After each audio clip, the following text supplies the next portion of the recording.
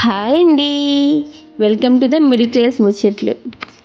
ఎండు రొయ్యలు అట్టు వేసిన కూర అంటే ఎంతమందికి ఇష్టం ఉండదో చెప్పండి. నాకైతే టాప్ 5 కాంబినేషన్లో ఈ కర్రీ ఒకటి. ఎండు రొయ్యలకి ఎండు చేపలకి సపరేట్గా ప్యాన్ వేసి ఉంది కదా, ఆ ప్యాన్లో 2 స్పూన్స్ ఆయిల్ వేసుకొని, హాఫ్ స్పూన్ పసుపు, హాఫ్ స్పూన్ ఉప్పు, హాఫ్ స్పూన్ కారం వేసుకొని, ఉడకబెట్టిన గుడ్లు వేసుకొని లైట్గా మీడియం ఫ్లేమ్లో ఫ్రై చేసుకోవాలి.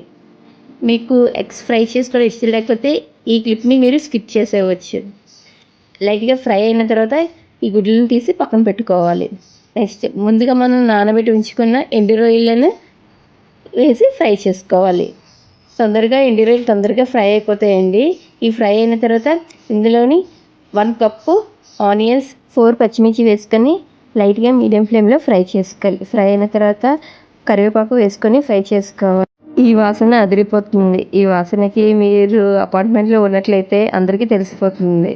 తర్వాత 1 కప్పు బీరకాయ కూడా వేసుకొని కలుపుకోవాలి. కలుపుకున్న తర్వాత రుచికి సరిపడేంత ఉప్పు, ఘాటుకి సరిపడేంత కారం వేసుకొని మూత పెట్టుకొని మీడియం ఫ్లేమ్లో బాగా ఫ్రై చేసుకోవాలి. బాగా ఫ్రై అయిన తర్వాత అందులో ఉడకబెట్టిన గుడ్లను కూడా వేసుకొని బాగా ఫ్రై చేసుకోవాలి. బీరకాయలో వాటర్ కంటెంట్ ఎక్కువగా ఉంటుంది కనుక మనం వాటర్ వేసుకోవాల్సిన అవసరం లేదు. మీడియం ఫ్లేమ్లో పెట్టుకొని మూత పెట్టుకొని ఫ్రై చేసుకుంటే ఆ వాటర్కి ఉడికిపోతుంది. నెక్స్ట్ ఫైనల్లీ కొత్తిమీర వేసుకొని ఫ్రై చేసుకుంటే సరే, గుడ్లు బీరకాయ ఎండు రొయ్యల కర్రీ రెడీ.